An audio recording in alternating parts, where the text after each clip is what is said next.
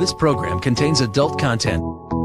Is there a God? Big atheist. Really? What, am I an idiot? Come on. That yes, it would be nice if you could throw your sins and your responsibilities on someone else. But it's not true. It looks like far-left lunacy. I don't believe that it's true that religion is moral or ethical. You don't need to follow anybody! It's not human intelligence! If someone doesn't value logical consistency, what logical argument are you going to give them that will demonstrate that they should? Hello and welcome to the Godless Rebelution. Today is Wednesday, July 3rd. This is episode 256. My name is Dan Ellis, and I'm joined in studio by... the puppy-cuddling Ryan Duffy. Matt is not with us this evening while he's doing his new things that he's doing. Wednesdays are tough for him, and we didn't want to record on the holiday because, you know, it's because Stranger Things 3 comes out tomorrow, and Sarah and I are binge watching the shit out of it. Oh, no shit. When is it? I didn't know that it was coming out tomorrow. It drops tomorrow. Oh, well. I know what I'll be doing. Me too. Aside from maybe editing the show, I don't know. Maybe I'll edit the show while Tracy's still in bed. And then she doesn't leave the bedroom usually until 10 o'clock at the earliest. What the fuck? 11 most days. I mean, sometimes later. I was up, played with puppies, checked my computer stuff, news, YouTube, went grocery shopping, washed my car, and was home by 10. Oh, yeah. Dude, I'm usually at lunch when she rolls out of bed. Wow. Like I get up, do all my stuff, work for half the day, and I'm usually having my lunch when she rolls out of bed with all the dogs to bring them into the kitchen and feed them and stuff. So yeah, 8 a.m. is a late sleep-in morning for me usually. Oh, yeah. If I sleep in until 8, it's the weekend. And that's... I've laid there for probably an hour and a half looking at my phone. And speaking of bringing dogs down, I think last week I may have mentioned that we were thinking about maybe getting a puppy. And that did indeed come to pass, as it were. We adopted a cute, adorable little fucking... she's half Boston Terrier, half French Bulldog. So she's a Frenchton. Okay. So she looks a lot like the other Bostons that we have, but she's a bit more squat and bully breed looking. I want to take her home. Shorter legs, and she's a little bow-legged, but she's just so fucking cute. And she's so cuddly, and it's just the sweetest little dog. And she has this tiny little pinky toe on her left paw. That is, it's a deformity. It's like it's like a half-grown pinky toe on her left paw, and it makes it that much more adorable because it's like she has no idea even that, you know, hey, you only have half a toe. Well, it doesn't look like anything that's going to hinder her. Oh no, she still runs around like crazy with the other dogs, and when we first got her, she had pneumonia, and we were not aware of that initially. We brought her home that night. Met with the rescue organization that had taken in a bunch of these dogs. Met with a couple of their representatives who brought her to a local Petco, where we went and met the puppy. We took Oliver and Ziggy to make sure that they were all going to get along and everything. And they're all Bostons are some of the most accommodating breeds of dogs that I've ever had. Like they're super friendly and warm and like they like other dogs, and they just like hanging out and playing and being super cuddly and playful and cute. And she's just, oh my God, fucking adorable. Yeah. I was telling Ryan before we came down here that I laid down on our bed last night while Tracy was finishing up cleaning some stuff in the kitchen, and she wanted a break from watching the puppy. And so I laid down on our bed, and this tiny little puppy just came creeping over. She was like army crawling over to me and just rested her head on my neck and fell asleep. And she's just, oh my God, I can't get over how adorable she is. And she's got all this loose skin, and she's so soft. And yeah, I love her very much already. And she just laid in my lap while I ate pizza and just snuggled there. She's super cuddly. She's very playful. We took her into the vet, and she does have pneumonia. So we have her on antibiotics for that. Apparently, Tracy took her into the vet on Monday just as soon as she could, Yeah. Called the vet first thing in the morning, and our vet was like, well, I'm really booked up today. I'm not taking any new appointments, but you guys have been, bringing all of your dogs here for so long. She's like, yeah, bring her in. I'll see what I can do for her. And yeah, confirmed that she has pneumonia. We were thinking maybe it was kennel cough. Yeah. But apparently it has developed into full-blown pneumonia. And so we've got her on antibiotics and everything. And she's already starting. Yeah, I mean, you can tell, obviously, she's got energy. Oh, yeah. From the way she acted when we first got her to how she's acting now, you can tell she's feeling quite a bit better.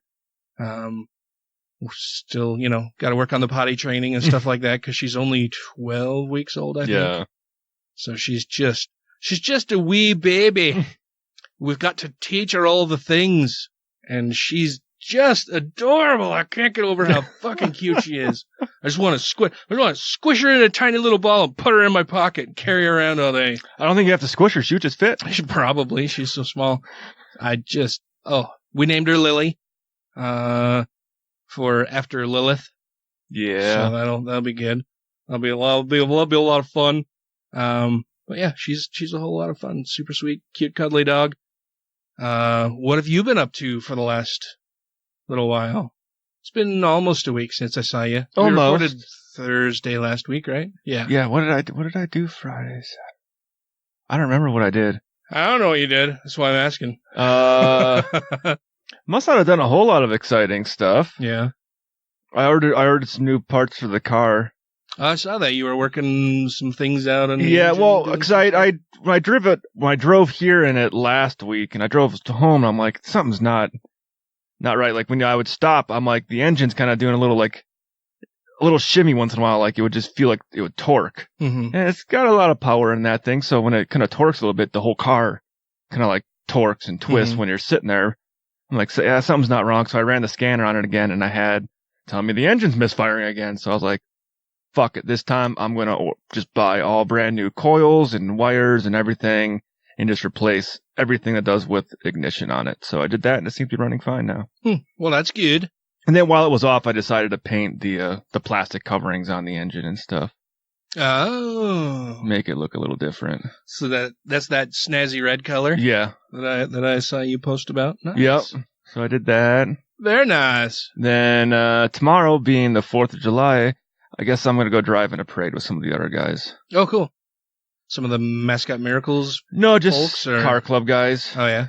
One of them goes, hey, we're driving in the parade. I'm like, that's cool. You guys should have a Corvette. And they're like, okay, so we're meeting up. I'm like, oh. Okay. I guess I'll be the Corvette guy then in the parade. Then I said, well, what exactly is the plan for the morning? He goes, well, we'll be at your house at 8 and we'll drive over there. I was like, oh, okay. Which parade? The Layton City one. Oh, yeah. So. Nice. I'm going to do that. Then once we get done with that, I'm going to come right back home and watch Stranger Things with Sarah and some puppies and some whiskey. Awesome. That sounds like a fucking perfect day, man. And then I'm going to stand out in the front yard and belligerently yell at people for making noise all night with fireworks. My neighbors haven't been as bad this year as they were last year, though. When you asked me about that earlier, I think that it was around the 24th that it was much worse. We heard some fireworks last night and a little bit today, but it wasn't at all like it was last year. But again, I think last year was around the 24th that they were really bad. So around the 24th, I will not drive the Corvette here because last time when they were doing that shit, I came out to leave and they're lighting off fireworks like 5 feet from the bumper on my car. I'm like, fuckers. It's like, are you guys you just take up this entire cul-de-sac where cars are parked and launching fireworks right next to them. Asshats. Fucking dummies. Tracy heard them arguing last week or the week before, just like full on screaming at each other. And said she couldn't really make out what they were saying, but every now and then she just heard a little kid, stop, please stop it, stop. It's like, she's texting me. I was in the office at the time, and so she started sending me text messages about it. She's like, you think I should call the police? And I'm like, yeah. If it's a domestic... If you can hear them screaming through their walls and our walls while you're in the house, and then you can hear a little kid who's being traumatized by them arguing, yeah, you should call the police. And right after that, she said, well, now I haven't heard anything for quite a while, so apparently they stopped and she didn't call, and we haven't heard anything since then. But they're douchebags. Well, I noticed different cars there when I pulled in today. Oh, yeah? Yeah. I try not to pay much attention to them. It pisses me off how much I have to do to keep their weeds out of my yard and their toys and dogs and kids and fucking turds. Yeah, it seems like they think they own the entire cul-de-sac and they really don't care if you're driving down the road or trying to park where cars park, and they're like, oh, I'm just going to sit here and play with my basketball. Yeah. Yeah, well, the first year that we were here, I can't remember. I think it was either you or Matt that was parked out in front of the house, and one of them came over and asked if we could have or maybe it was just family members. I don't remember. Anyway. Well, I remember I got asked to park on the other side once. Oh, yeah? I can't remember if that's by them, or no, while we were here, like, oh, can we move the car? I can't remember what that was for, though. I can't remember exactly either. But they asked, like, if people could move the cars that were parked in front of my house, and being new to the neighborhood and generally just an agreeable sort of person, I was like, oh, okay, yeah, sure, I'll move. And after that, I decided in subsequent interactions with them that I shouldn't really give a fuck what they ask me for or anything, because it was clear that would just become a thing. They're like, well, you said you wouldn't park in front of your house so we could park there. Yeah. And so they haven't bothered coming over to ask me to have anybody else move since then. And it's probably because they've realized that I would tell them no and don't fucking come over here and bother me with that shit again. It's the fucking public road in front of my house. Yeah. If people want to park there that I know who are visiting me, then yes, they can fucking park there. How about you clean some of the shit out of your fucking garage and you can park in there? Well, I think I got some decent neighbors. Yeah. Because when I was at work, Sarah said the neighbors came over to help me. I was like, what? She's like, I was trying to continue removing that tree stump, and they saw me out there with the hatchet. So the guy said, you want some help? And they brought over a bigger axe and started helping chop out the tree stump. Looks like you need a bigger axe there, lady. Well, she had like my camping hatchet, trying to basically chop roots out of the ground that are probably something got to be at least 8 inches wide. Like they're big roots from this fucking thing. You talking circumference or diameter? Diameter. That's it. Yeah, when she was chopping that roots, that big with a hatchet. Yeah. And there's like one main root going straight down that I can kind of see in there. That looks like it's the width of the actual, like it's got to be at least, I don't know, a good 18 to 20 inch stump. Damn.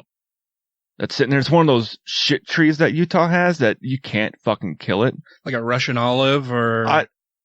This is the stump that we poured bleach into, drilled holes into it, put bleach into it, put salt in it, and I even took that Flex Seal fucking spray paint and covered the whole thing, and shit, it was still fucking trying to live. You need to just rent a stump grinder, man. Well, it's right next to the house, so even a stump grinder, I'd be worried about like hitting the brick fascia on the front of the house there in the foundation. Like, oh. That's definitely a problem. Yeah. I'd hire a landscaping company. I'll give you $200 to come and do this. They'll probably charge way more than $200. Yeah, probably. Yeah, that shit's getting expensive, man. Anyway, what else did I want to say? No, I think that's about it for me as well. Huh? Yeah, just puppies. Yeah, puppies. Enjoying the dogs. I was covered in Boston Terrier, Bostons and Frenchton last night. That was adorable. So she crawled and laid across my neck, and then Oliver came over and curled up into a ball, in my left arm that was just next to my body. And then Ziggy came and crawled up into a ball between my legs. I was covered in dogs and loving it. They're just all so fucking cute and fun and funny and goofy, and they're just little clowns. Yeah. And squishy.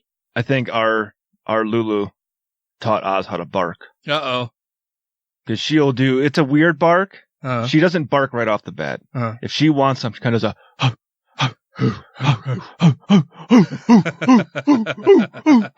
So she winds up to the bark. She makes monkey noises? Pretty much. It's like a muted bark that she does before she actually barks. Mm-hmm.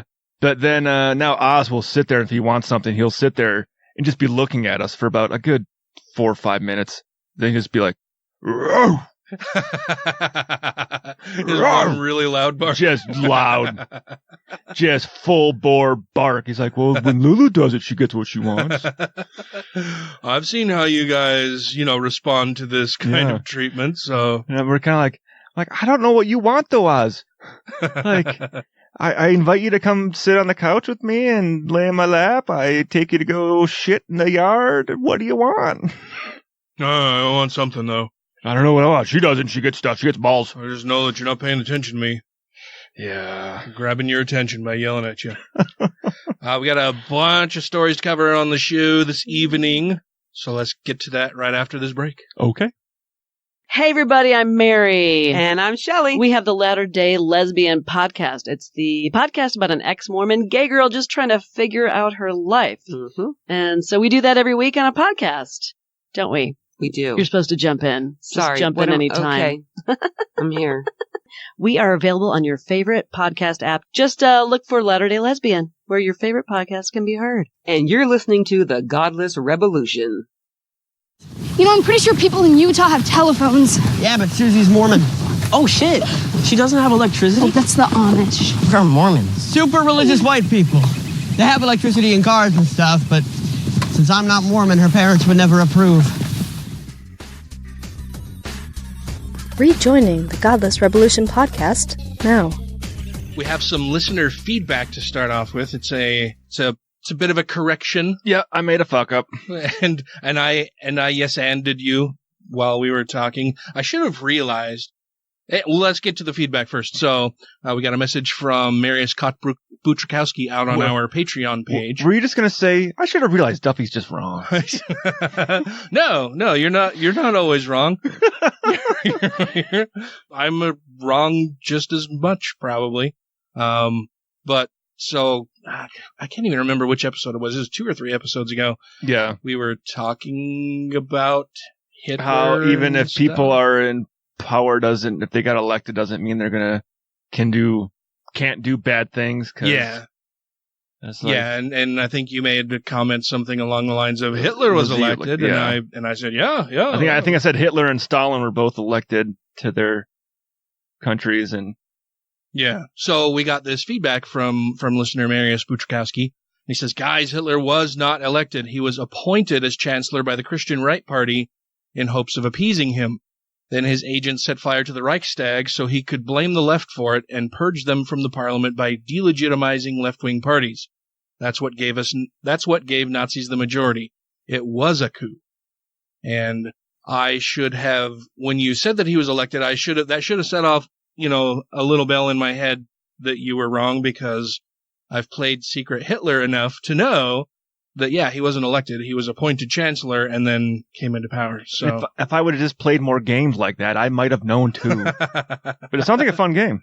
Well, I mean, yeah. Well, and apart from, learning this in school and stuff, and then also playing Secret Hitler, I should have been paying more attention and noticed that, but I did not. And so thank you very much for the correction. I'm sorry we misspoke on that. We were wrong. So, and in order to address that more fully, I wanted to go and read the Wikipedia entry about the election where this all happened. This is from Wikipedia. It is on the 1932 German presidential election. It says the 1932 German presidential elections were held on 13 March for the first round and 10 April for the second round runoff. They were the second and final direct elections to the office of President of the Reich, Germany's head of state under the Weimar Republic. The incumbent president, Paul von Hindenburg, was first elected in 1925, was re-elected to a second 7-year term of office. With a name like that, I thought he would have crashed and burned. Oh, the humanity. His major opponent in the election was Adolf Hitler of the National Socialist German Workers' Party, NSDAP. Under the Weimar system, the presidency was a powerful office. Hindenburg, who deeply distrusted and personally detested Hitler, had been motivated to run for a second term primarily by a desire to stop Hitler from winning the presidency. Nevertheless, following his re-election, Hindenburg failed to prevent the NSDAP from assuming power. 2 successive federal elections left the NSDAP as the largest party in the Reichstag and anti-Weimar parties in control of a majority of its seats.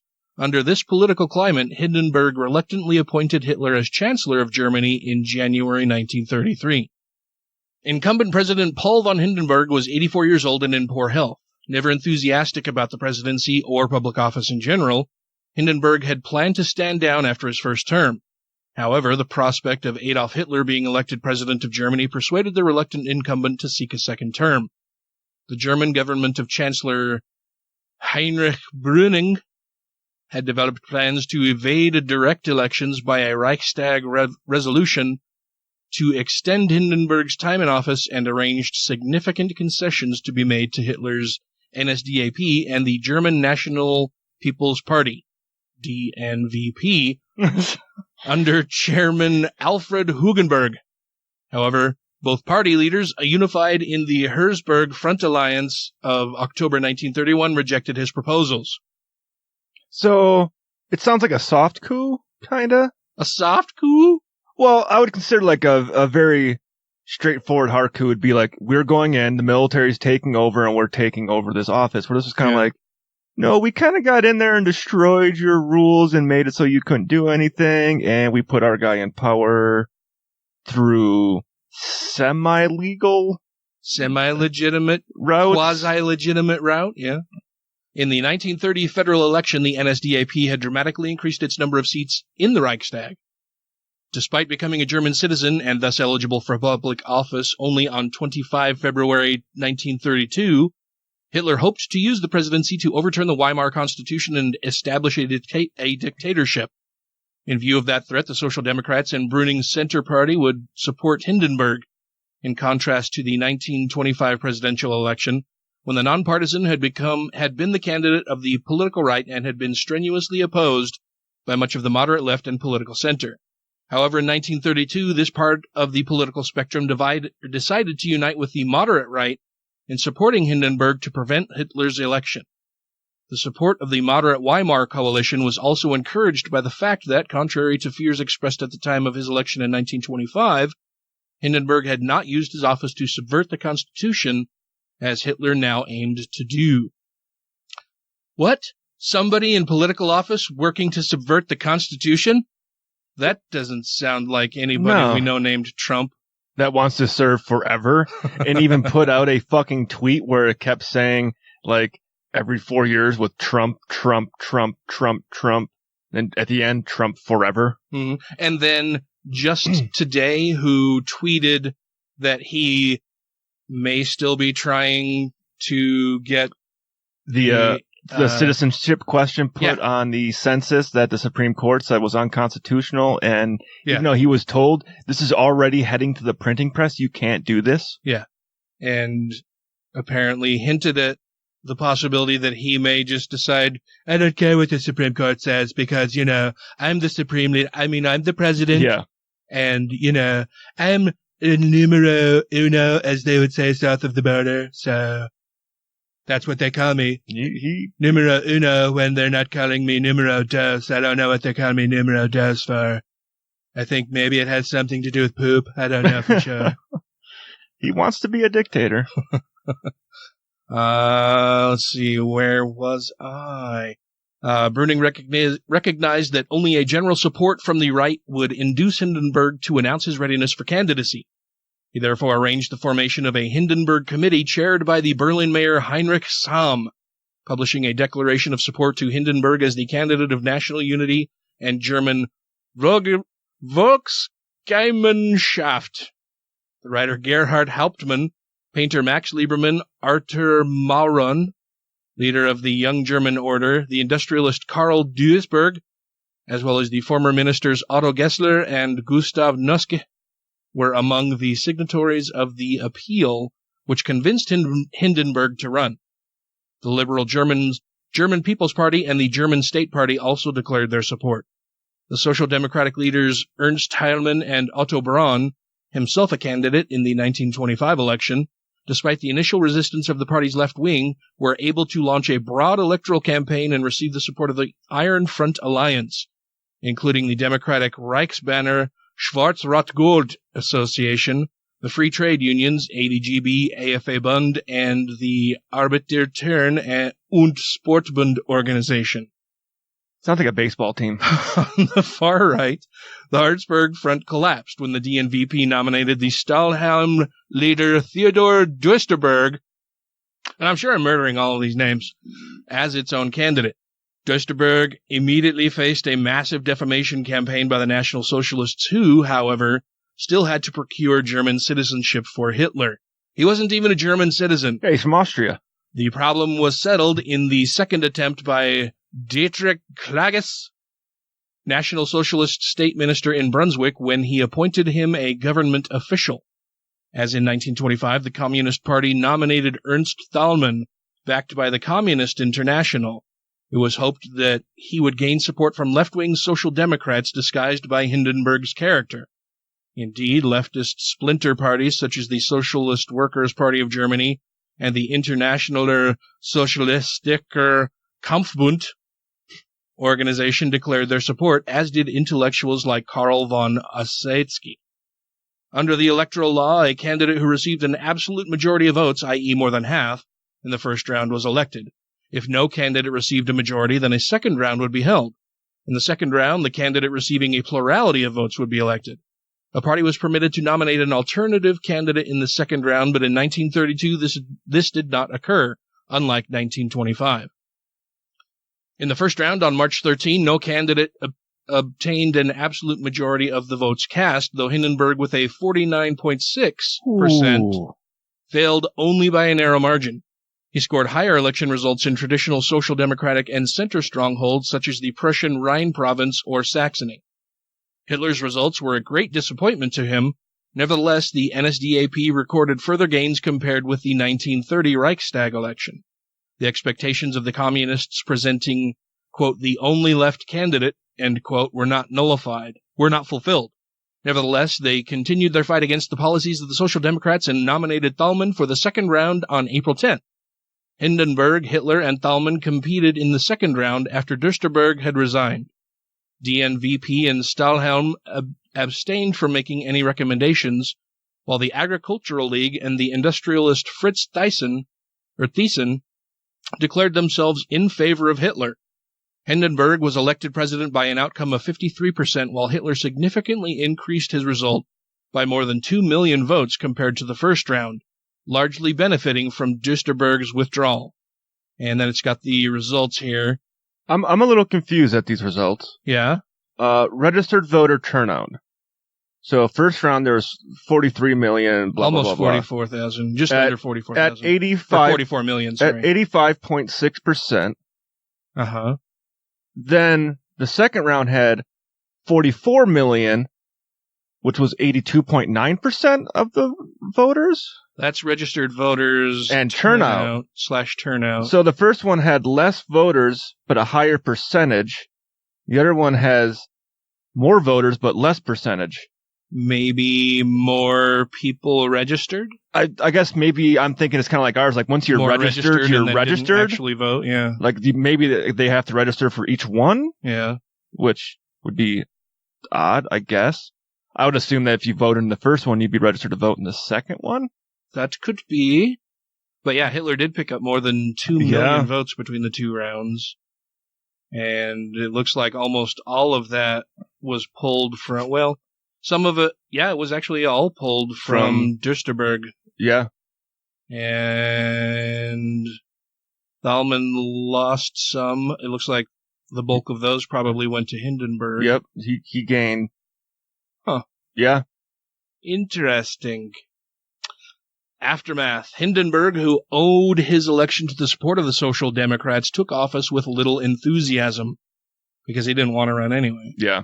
On May 29, he dismissed his intercessor, Chancellor Brüning, and appointed Franz von Papen, a declared anti-democrat, his successor.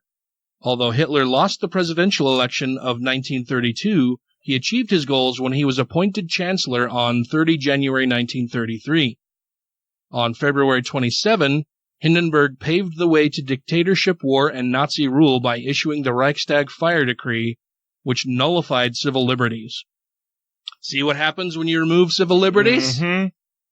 Hitler succeeded Hindenburg as head of state upon his death in 1934, whereafter he abolished the office entirely and replaced it with a new position of Führer and Reichskanzler, leader and Reich Chancellor, cementing his rule. The 1932 election was the second of only 2 direct presidential elections of the Weimar period. When after World War II, the modern office of German federal president was established in 1949.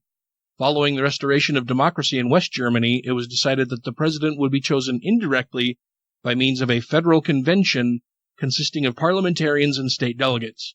To date, therefore, the 1932 election was the last occasion on which a direct presidential election has occurred in Germany. I didn't know that. That's interesting. I think I had heard, I can't remember if it was, someone was talking about how they elect in some of the European countries where it's you elect your local officials, you elect, and they all pick who's going to be the leader. So if all your districts, if a majority of the districts vote Labor Party, you're probably going to get someone Labor Party as your top leader. As the top dude. As the top dude. Yeah. Because they have more votes to cast for their... as the case may be. Yeah, because they have more votes to cast for their person. Yeah, that's interesting. I can't imagine that working here. It's something that I'm almost thinking we need these days, just because people here are so fucking stupid. I think the U.S. is too large to have something like that work. Not that it wouldn't work, but to be accepted. Oh yeah, people would lose their minds. Yeah, like that just wouldn't happen unless, I don't know. I mean, I say that wouldn't happen. I never figured that fucking the orangutan would ever be elected president. And I think the Electoral College shouldn't really be a thing, or should be revamped, not just because Trump got in underneath the Electoral College. I mean, because we are a democratic republic, so we do vote for our representatives, and our representatives get to put in the ballots for, how many, whatever, for the Electoral College side of it. But that should be revamped every 10 years.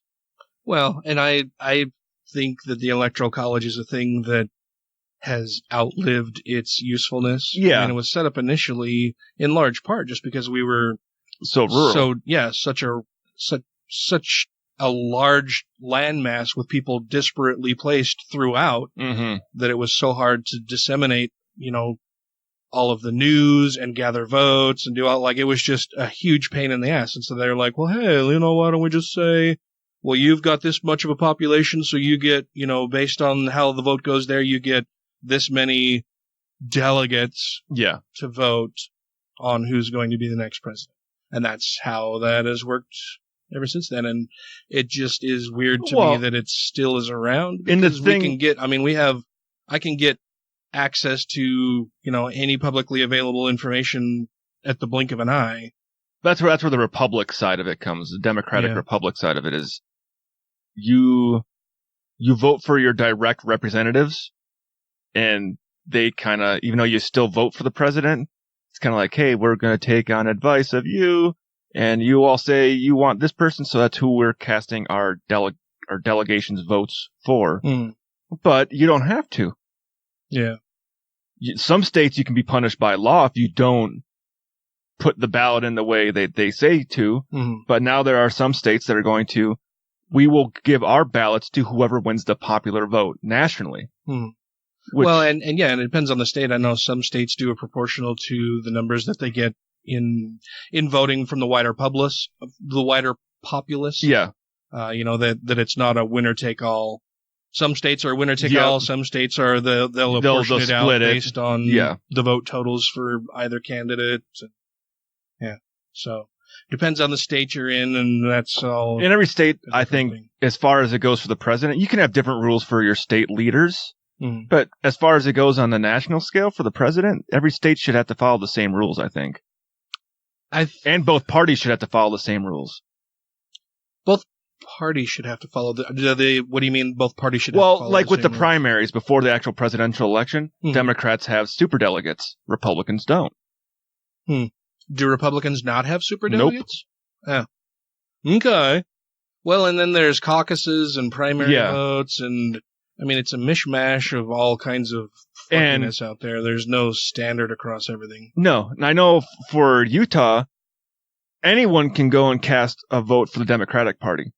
You have to be a registered Republican in order to cast a vote for the Republican Party. Yeah, that is true. Yeah, here in Utah, the parties have set up who can vote in the primaries and who cannot. And so you can be Republican, you can be independent, you can be Democrat, you can be Green Party, whatever. You can still go cast a ballot in the Democrats primary, but you can't do that for the Republican primary. You have to be a Republican to vote in that one. Which is a weird thing too. Like you have to register your party affiliation in order to. That seems. I'm surprised more religious people here in the state aren't freaking out about. I mean, they freak out about, oh, they're going to put chips in us and it's a sign of the beast and blah. I'm not going to do this near field communications or get something in my phone that I can just wave in front of a scanner and it's going to magically know what's going on. That's magic and sorcery, and that's work of the devil. See, and I usually register as an independent because there usually isn't a really strong independent person out there that's looking for everyone that's registered as an independent to send them shit. I think most people say that they're independent, which, okay, sure, say you're independent, but you're still going to vote one way or the other. Oh, yeah. More often you're going to vote one way versus the other. It's not, but you're not completely open to the whims of whatever. You're not, I mean, I don't know. But the Democratic Party is going to be more likely to access voter information for people who are registered Democrats to send them information than independents. I think one of the biggest things that we could do to help improve the way elections are run and held, is public funding for elections. No outside private donor money, nothing. It's all publicly funded. You have from this date to this date to run your campaign, go door to door, do whatever you need to do, but there's no individual contributions to it. There's no lobbying for it. There's no PACs for it. None of that bullshit. It's all you campaign for 6 months from here to here. You have this much money to do with as you please for your campaign. Yeah, that would be a much better way to work things than instead of, no, money equals power and votes, and corporations are people, my friend. Well, I think it was on the Two Skeptical Chaps recently where they're talking about with the recent elections in Europe. Actually, it might have been when I heard about the other part too. It might have been from them. But the guy that kept getting the milkshakes thrown on him, the fucking Carl Benjamin, Nigel Farage. Farage. Yeah. He didn't even get enough votes to get the $5,000 he had to pay into the system back. Because I guess how it works there is in order to put your name on the ballot to run, because anybody can run, you have to put up $5,000. It's basically kind of so like, hey, we know you're serious. You got some skin in the game. You got some skin in the game. And then you get access to the public money for your campaign. But you have to reach a certain percentage of votes in order to get your $5,000 back. And he didn't reach that. I guess that would stop some people gaming the system to just get money to run as a wacky candidate. You know? You've got to put up some, like, no, you're honestly working to be elected. You're not just a spoiler candidate or some jag-off with nothing better or to just do. Some mental case like me. They'd be like, I'm going to run for president. Yay! They're going to pay for it all, and all I have to do is go out and talk to people. Wait, I got to give them $5,000, and if I don't get a certain percentage of votes, I don't get my money back? Well, I don't think I'm going to get that, so... Maybe I should rethink this little endeavor. I'll save my $5,000. That's interesting. I was not aware of that. But yeah, so there you go. There's some German history on the Hitlers. We are not ashamed to be corrected. No, I'm very, very glad that you sent that in, Marius. Absolutely. Thank you very much for sending in that a correction and allowing us the opportunity to correct the record on that and say that, yes, we were wrong. Happy to admit it and issue a retraction and provide more information about how that all went down. So thank you. I mean, I was never very up on German history itself. I've always enjoyed reading about World War II and the different stuff that went on, but most of that doesn't cover, like, the stuff I've read is, different units or whatever, not talking about how Hitler got he there. Actually came to power. Yeah. And as you know, Maris, we're in America. And our education system is lacking sometimes in history. We were taught that we were very nice to Native Americans and we just gave them all this free land. We put them up in special camps and worked to protect them. From the nasty buffalo that were trying to kill them. Christopher Columbus was a great guy. Yep. Oh, man. He came directly here to the Americas. Mm-hmm. And he wanted nothing more than to come and share his technology and knowledge with the other intelligent people of the world. Peoples. Yeah, he was an emissary of goodwill. No, that's not how that worked at all. No. It was a really bad deal. All right. Well, that was our little update from some listener feedback and a correction. So we always drone on. We do. Sorry. We'll get on to more stuff after this. My name is Mandisa Thomas, and I am the founder and president of Black Nonbelievers Incorporated here in Atlanta, Georgia. You may find us at blacknonbelievers.org. You can also find me on Patreon at patreon.com/Mandisa Latifa. And you are listening to the Godless Rebelution. I've got a good feature for you. No, you haven't. Rude. You haven't even heard it yet. No need. Crystals. Told you. Their healing power. Bullshit.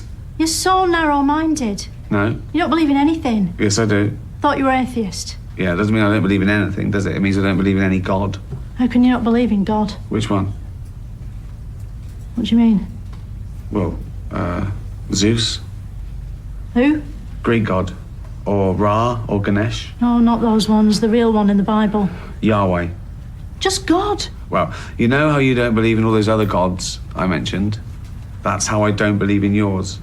How can you not believe that someone created all this, though? Why do you believe that someone created it all? Because it's so good. Can't just be chance, can it? What, the Big Bang? Everything came from nothing? That's impossible. You're right. God did it. Right. So, where did God come from? He's always been around. There you go. Easy, innit? You and the Godless Revolution will be reassimilated in 3, 2, 1.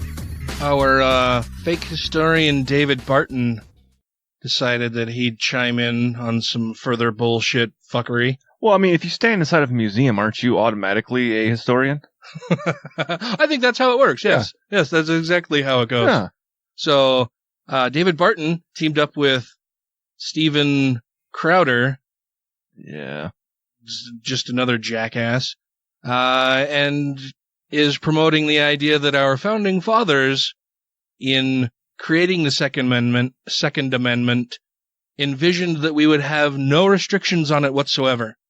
That you have the right to keep and bear arms, period. Well, that's what he thinks the founding fathers intended. Then he should go read the papers the founding fucking fathers wrote on what they intended for the different amendments to actually do and mean. Because they wrote that down. Mm-hmm. Well, yeah, but, that doesn't fit the narrative that Barton wants to believe, so... I mean, I read the whatever chapter from the... Who's trying to promote... Federalist Papers, which they do like the Federalist Papers when it agrees with them. Uh-huh. But when it disagrees with them, they don't like that. Then they just ignore it, pretend it doesn't exist, bury their heads in the sand. Be like, hey, this was written by James Madison. Cover their ears and go, la, la, la, la, la, la. One of the signers of the Declaration of Independence. And, the one who wrote the Second Amendment. Mm-hmm. And he tells you exactly what he meant by it. Yeah, and David Barton is a faux historian, pseudo-intellectual dickbag who promotes all kinds of nastiness, for people on the right and demonizes people on the left all the time. And so he and Steven Crowder teamed up to talk about the Second Amendment, which was a lot of fun. Let's play that clip. A lot of people say if the Second Amendment were written today, it would be different because they didn't take into account, for example, firearms that might have had higher capacity or were more effective. Do you have any answers for those folks? Yeah, you remember they had 10-shot muskets. Remember the muskets they used back then? Yeah. Wait, hold on. Well, no, A 10-shot musket? A musket, by definition, is a single-shot weapon. Is it by definition? Let me look up what a musket is. A muzzle-loaded weapon. Let's see, a musket, an infantryman's light gun with a long barrel, typically smooth-bore, muzzle loading, and fired from the shoulder. That's the definition of musket. Yeah, but muzzle loading. It has no magazine, no tube to hold ammunition in it. It's muzzle loading. Let's see, musket with multiple rounds? I don't think that. How many there's nothing in here that says one, anything about. The top one there said you could fire up to 4 rounds a minute. Yeah, well, in this this mentions the Ferguson rifle, which was a flintlock, but rather than being it was a breech load, so it's still a single shot, not a muzzle loader. Yeah. It's still a single shot weapon. A musket is a muzzle loaded weapon, which by definition is a single shot weapon because you can only fit a single shot in it at a time. Well, this says multiple bullet muskets. Let's look at that. Well, you can put multiple bullets into a musket. Yeah. But it's still one shot. Yeah. Huh. I've never heard of a musket firing more than one. I just wanted to make sure that, Well, the way he made it sound was like it had a chamber on it and you could just automatically reload without having to put to start the whole thing over again. Well, there's a link here to somebody shooting 3 shots with a musket in 46 seconds. And that's like an amazing feat. So. Yeah. So, yeah, I am not entirely sure what the hell David Barton is saying there. I would guess that he isn't really either. Like, he may just be fucking making this up, which is something he is wont to do. Yeah, it sounds like it. I remember they also had the pepper box revolver, right? They did. The puckle gun, the Girondoni air rifle. See, the deal was you have a right to defend yourself. Right. Whatever, you have a right. So the biggest weapon in that day would have been a cannon. Yes. Hands down, cannon. You're allowed as a citizen to own cannons. Yes, that was the letter of Markham Reprisal to, was it from you have Madison, you have all the, a matter of fact. Yeah, was it Madison? Well, when you go back in state laws provide for it. So the founding fathers talked about it because what they did. Oh, so some state laws provide for it. He's not, and that's another fucking slippery fucking thing that this asshole does is he'll slip in and out of federal laws versus state laws. Yeah. Well, and the thing is you right now today, you can legally possess a cannon if you want to. Mm-hmm. Black powdered weapons are not restricted. Mm-hmm. So you can go own a cannon if you want. I've mentioned my grandfather on the show a few different times who is way, way into guns, ran a gun shop in Brigham City for several years, and currently has probably more guns than anybody I've ever met in my entire life. But he has a cannon. Yeah. And every year on the 4th of July, when I was little, I don't know that he still does it anymore, but he has this little cannon. It's probably, 2 feet long and about a foot high. It's like this stainless steel, heavy as fuck little thing. Well, it needs to contain that pressure. But he'd take it out in the front yard and pack it with toilet paper. Yeah. And he'd fucking fire it for the 4th of July. Set up home alarms? Dude, just with the fucking toilet paper that he would pack it with would shoot half a block down the fucking road. And it's loud as fuck, man. It was pretty cool when I was a kid. I fucking loved it. It was awesome. Grandpa's gonna fire the cannon. All right. I got to fire a few rounds out of a howitzer last year. Oh, that's right. That was fucking fun. Yeah. Yeah, I remember you telling us about that. That would be kind of fun. But you don't need a howitzer at your house for home protection. And, I mean, David Barton's argument is basically thermonuclear weaponry for everyone. Yeah. Well, that's the way he's going. Yeah. There should be no restrictions. You can own whatever weapons you want. Yeah. For it. So the founding fathers talked about it because what they did was said, hey, don't set your cannon off within a mile of town. We're tired town getting blown up. Right. You know, but you can have a cannon. Wait. There's a restriction on that cannon? That's weird. Huh. We don't want you shooting your cannon off in town. And really, if you have this weapon for protection, then why the fuck are you shooting it off anytime other than for protection anyway? Like, well, I mean, I would have it sitting on the second story window. Yeah. And when that robber comes by, and I see him coming down the road, I know which one he is. He's the same one all the time breaking into my house. Be firing from the ramparts at you, partner. I just let loose. Got to replace all the windows in the house afterwards, but he doesn't rob me that day. Right. You know, but you can have a cannon. Whatever the government had, you could have. Right. And that was the belief, because we might have to take on the government someday. We hope that never happens. But in case it does. This is the stupidest fucking argument. That's the other thing about this bullshit that bothers me, is that he and a lot of the people who believe the same kind of bullshit set the government apart as this completely separate entity. Mm-hmm. We are the fucking government. We're the people who elect those them. people. Those people are selected from the populace. They're not interlopers. They're not from an invading force who come in to rule over us. They're your average everyday citizen who chose to represent their community and try to make things better for people. Which in the Federalist Papers on the writing about the Second Amendment lays out exactly how many people the country should have to be armed and ready to serve as national defense. Because we didn't have a little thing called... We didn't have a standing army. Well, we had a standing army. We had an active duty force. But we didn't have a reserve or a National Guard for home defense. Yeah. We didn't have Army, Air Force, Marines, Coast Guard. Well, we had Marine and Navy. Yeah, well, but I mean, we didn't have all of these different branches and we didn't have everything. Advanced weaponry.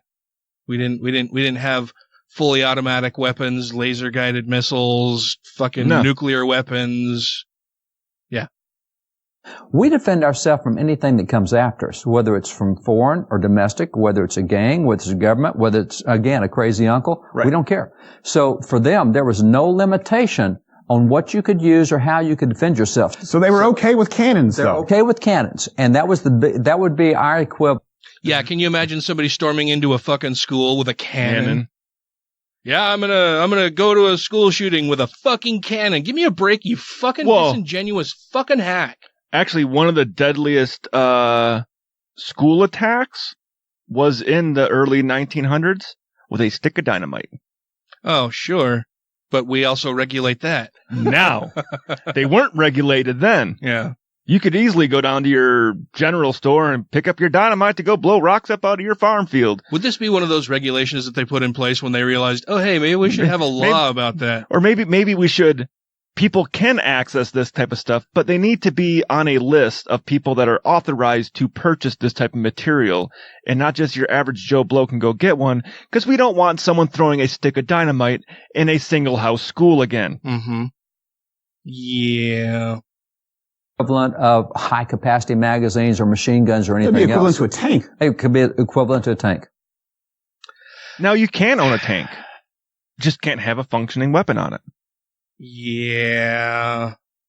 Yeah, David Barton is a dickhole, and so is Steven Crowder. Yeah. Like, Crowder fucking bothers me because I don't mind a difference of opinion, and if there is a difference of opinion from people, I'd like to find out how they came to arrive at their opinion, what they're using to base, as the basis for that opinion.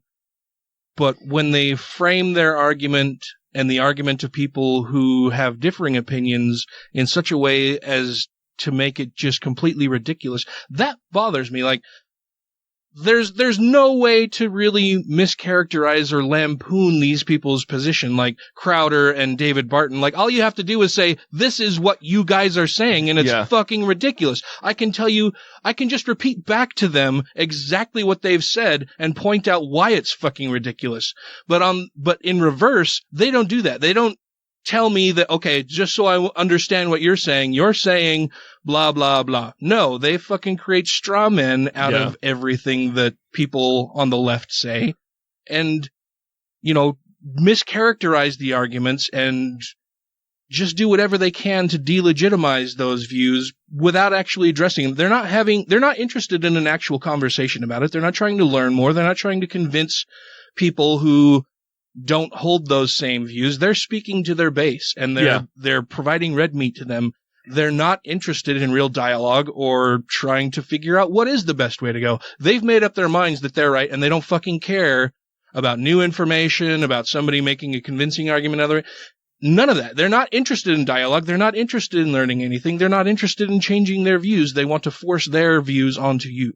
Well, and I saw it pop up a little while ago where it was like, the reason why such and such country never invaded America was because we have so many armed citizens and they knew they couldn't fight us. And it's like, no, you dipshit.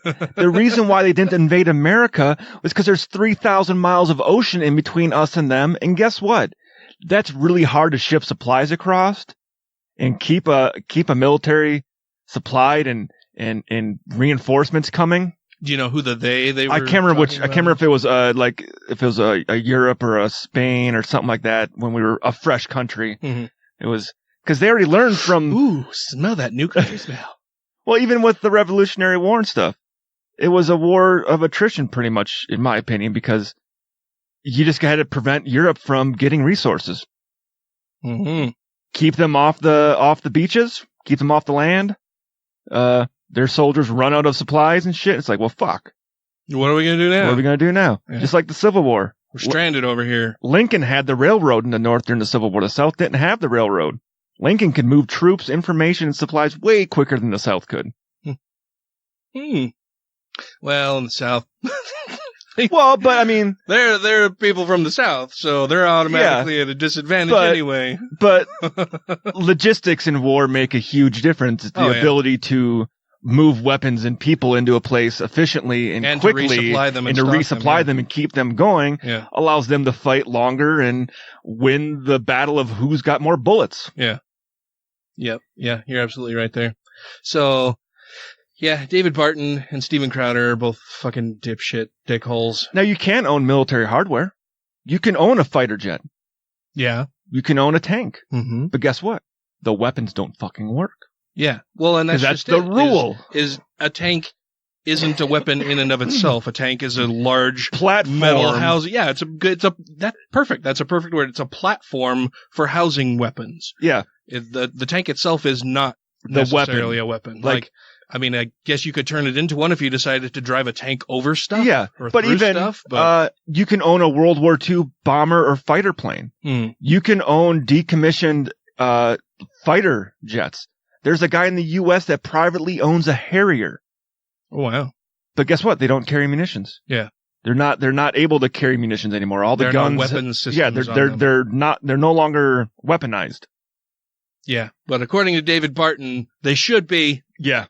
We should be able to have laser-guided missiles on that Harrier. We should be able to have a thermonuclear weapon in my basement. And actually, the guy that owns that Harrier, I think when saw the story on him, he's the only guy in the world that privately owns a Harrier. And he had to buy 3 of them. For parts? Yep.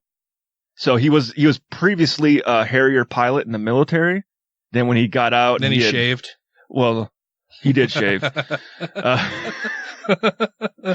But because the Harrier's a British aircraft, they no longer use it. And when they no longer use aircraft, they sell them to the public. But he was one of the few qualified people to fly him that wanted one. Yeah. But now it's like, well, they no longer make parts for him. Yeah. So he bought one that was still able to fly, and 2 as parts aircrafts, and basically had a museum and everything buy it for him, so he can fly at the air shows. Oh wow! And he has a team that keeps it running and stuff. And well, that's pretty cool. Yeah. So his whole dream was just to keep the Harrier alive. So it's technically he's the pilot of the Harrier. Yeah. His name's on it, but it's owned by a whole coalition of people that help keep it airworthy and for air show demonstrations. That's pretty cool. Yeah. That's pretty cool. Speaking of Harrier, segue. You didn't say anything about my lack of beard. I did. I was just I noticed it was shorter. A lot shorter. I'm not observant all the time. When you're wearing a red shirt and it's a red beard, it's an illusion. Threw you off, yeah. But when we so I mentioned previously that Tracy's brother was in town, brother and sister-in-law and their kids. Did you pass out and get gum in it? No. But so the Friday before, I had gotten really, super shit-faced and made an ass of myself because I couldn't maintain anything. I was a drunken fucking mess. And then they went to Park City, stayed up there for most of the week. They went to Dinosaur Park in Vernal, and they went up to Park City, did a bunch of shit up there, and then they stayed with us Saturday and Sunday again. And, of course, Tracy's brother was like, well, what's up, Dan? You're up ready for round 2? And I'm like, fuck, no, that's not happening. But we were going to go somewhere, and I needed a haircut. I cut my own hair because it's getting to be less and less all the time, and I keep it really short, so I just use the clippers on it and do my own hair. And I have also been trimming my own beard, and that's been going pretty well for several years now. And I was in the bathroom trimming my beard with the electric corded trimmer clipper deals, and the cord caught itself on the edge of the drawer, or one of the drawers in the bathroom, as I was moving it to my face, and I'm not exactly sure how it happened, other than that the cord caught on the cabinet or the drawer, and I ended up like way into where my beard was, and I was like, oh fuck. Well, now I've got to cut it really short, or much shorter than it was. So I started doing that, and on the left side, I was using my left hand, and just am not very coordinated there, and made it worse on the left side. And then I was like, God damn it! Now the whole fucking thing's basically got to come off. And ended up spending like 45 minutes in the bathroom.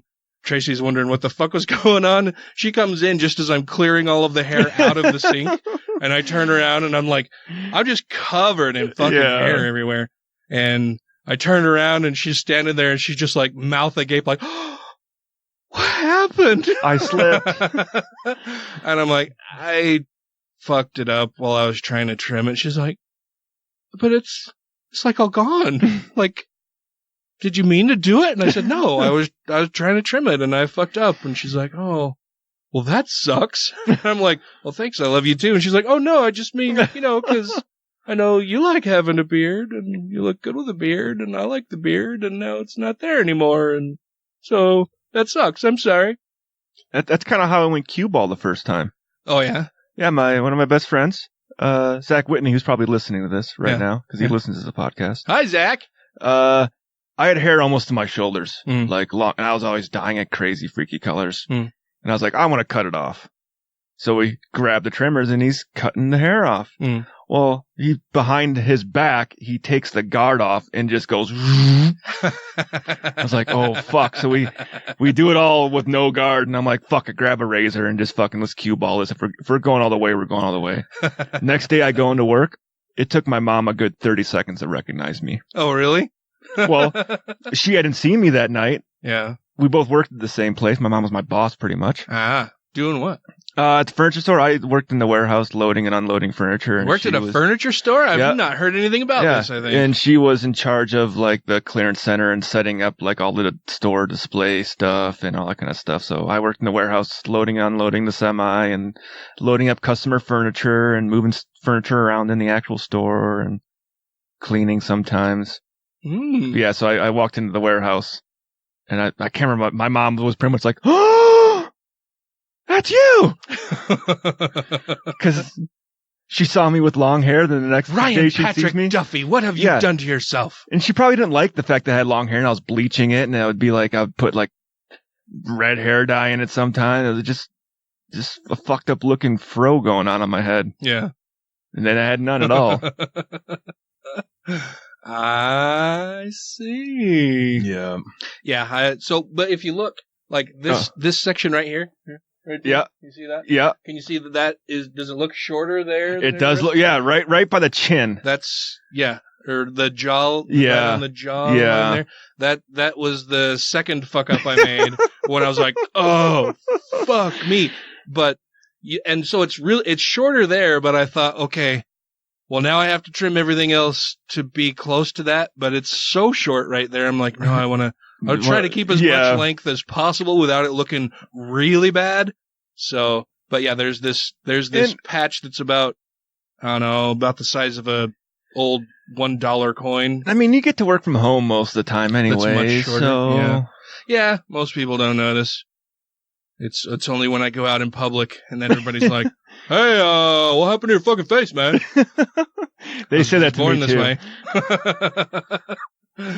But so yeah, it's gonna be another few months before I have a long beard again. I don't know. I just have to figure out how to deal with it, and I'll do that in a moment. Okay. This is Dr. Hector Garcia, author of Alpha God and Sex, Power, and Partisanship, and you are listening to Godless Rebelution.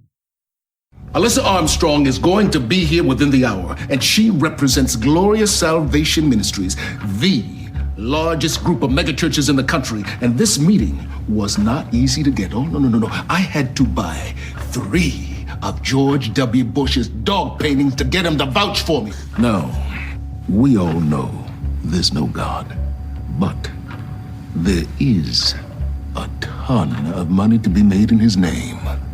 So let's try to act like professionals today. Thank you to everybody who has rated the show on iTunes and Stitcher and are following us on YouTube, Twitter, and Facebook. And to all our Patreon patrons, you make the show possible. Those silly right-wingers. Fucking, they're wrong ringers. So apparently you had heard about this story. Yeah. And brought it to my attention. I hadn't heard anything about it. Apparently, right-wingers are boycotting Nike. Yeah. Declaring a Nike boycott again. Yep. Again. You know, because it hurt them so much last time. For those of you who, well, I'm just going to read the story because I think it probably talks about it. This comes to us from Right Wing Watch. It says, right-wing pundits and politicians are stating their intentions to boycott Nike after the company decided to withdraw a series of sneakers that featured a Betsy Ross flag, apparently forgetting that they had already called for a boycott last year. The Wall Street Journal reported yesterday that Nike had decided to pull a series of Air Max 1 tennis shoes, Wall Street Journal's sources said, after former NFL player Colin Kaepernick advised the company to pull the design from shelves.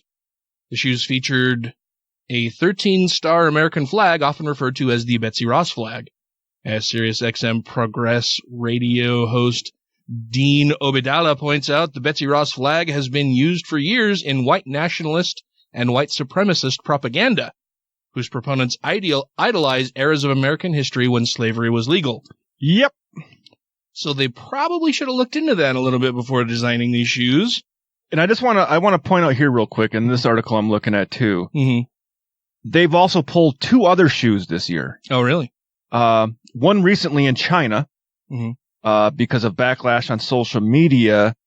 Then the other one... Does it say what the backlash was for that one? It wasn't saying. Oh, okay. But then there's another one that they pulled from Panama because it was racially insensitive towards the indigenous groups. So they have been alerted to the problems with the shoe designs, and once they realized that there was a problem, they're like, "Oh shit, maybe we should pull that." Yeah, we'll pull that. That was we made an oopsie, and we'll fix that by pulling them. The alt-right doesn't have a problem with a shoe being pulled in China or in Panama because it offends people there. Yeah. Well, and they don't live in China or Panama, so they probably don't even realize that this isn't the first time they've done something like this. Yeah. Right-wing pundits had declared intentions to boycott Nike products last year after the athletic company released an ad campaign featuring Kaepernick, who has been an outspoken voice against police violence affecting black and brown communities in the United States. After the ad campaign debuted last year, conservative internet users shared photos and videos of themselves mutilating their Nike sportswear, setting Nike shoes on fire, and taking scissors to Nike socks, which is just fucking stupid. You already paid for it. You've already bought this shit. You're not harming Nike. All you're doing then is giving them free advertisements for people on the left who are like, yeah, look at these fucking right-wing idiots. I'm going to go buy some Nikes now because these dipshits are destroying their own Nike shit. Now, this is my 3rd Nike hat like this. A little schwoozy, yeah. Because Oz has eaten 2 of them already. And I like these. I like the fabric on it. Oh, yeah? It's nice, a very lightweight fabric, air breeze through it. Yeah. I like the hat. Yeah. It looks very comfortable. And I like the fact it has Nike on it now. Yeah. Yeah, it's good. It's a good hat. Arizona Governor Doug Ducey, I wonder. That's a doozy of a name. He's a deuce. Announced Tuesday that he ordered the Arizona Commerce Authority, quote, to withdraw all financial incentive dollars under their discretion that the state was providing for the company to locate here. And that's just fucking petty. End quote, in response to the news. It is really fucking petty. And really, who the fuck is it going to hurt? It's not going to hurt Nike. They'll just go somewhere else. Okay, fine. You're not going to give us those tax incentives? We'll go somewhere else. Like, I think it's kind of bullshit the companies get tax breaks like that anyway. Just I to do move too. In there. But it's not going to hurt anybody but Arizona. Ducey's move was celebrated by White House social media manager Brad Parscale and Trump 2020 senior advisor Kim Guilfoyle called Nike's decision pathetic. GOP chair Ronna McDaniel said that it was, quote, shameful for Nike to cave to this degree of political correctness, end quote, while Mark Lauder, director of strategic communications for Trump's 2020 campaign, urged people not to buy Nike products ever again. I'll go buy another one of these hats just for in case Ozzy's one again. Listen to these fucking triggered little snowflakes. Senator Ted Cruz accused Nike of only wanting to, quote, sell sneakers to people who hate the American flag. End quote. Representative Josh Hawley joined in and claimed that Nike is, quote, a symbol of everything wrong with the corporate economy. End quote. Fox News host Laura Ingraham declared that her family would no longer purchase Nike sneakers. That's great. Good. Okay. Fucking don't. Anti-Muslim activist Bridget Gabriel called for a Nike boycott, and far-right commentator Michelle Malkin put it more bluntly. Fuck Nike. The verified Women for Trump Twitter account tweeted that Nike was dead to them. Newsmax's John Cardillo wrote, screw you both, to Nike and Kaepernick. So these people are arguing to have a symbol that white nationalists use to promote and propagate their harmful views. They want Nike to put that on their things. They want white nationalist, racist fucking symbols on things everywhere. What does that tell you about the right wing and the people that support them and prop up Donald Trump as fucking president? Yeah. That they want white nationalist, racist fucking emblems on stuff, and they get pissed off when they're not there. Like, I mean, look how un-American this one is. It's a Nike Air shoe. Commemorating the lunar landing. With the red and white stripes in the back of it and a lunar print in the front. I mean, that's so anti-American. It is terrible. I mean, they should be ashamed of themselves. The price is a little anti-American. No, it's totally American. Well, I guess it sold when they first came because they do limited runs of their shoes. So this one was released in 2014. It was $145 when it first was released. Now that you try to find them, $720 for the shoes. Apparently, shoe collecting is a thing that some people do. I've heard of some certain like Nike Air shoes going for like thousands of dollars, ridiculous amounts of money. But yeah, it's just it's incredible to me that not only did they call for a boycott last year and apparently fucking forgot it because they have the attention span of a gnat, but they totally forgot about that. Now they're calling for we need to boycott Nike again because they're trying to stop spreading messages of hate, division, and racism. I mean, it's not like the typical Nike Airs aren't red, white, and fucking blue. And then they get upset that people are, they complain that the left are a bunch of triggered snowflakes. Give me a fucking break. Yeah. Because we want to treat people equally and decently and humanely.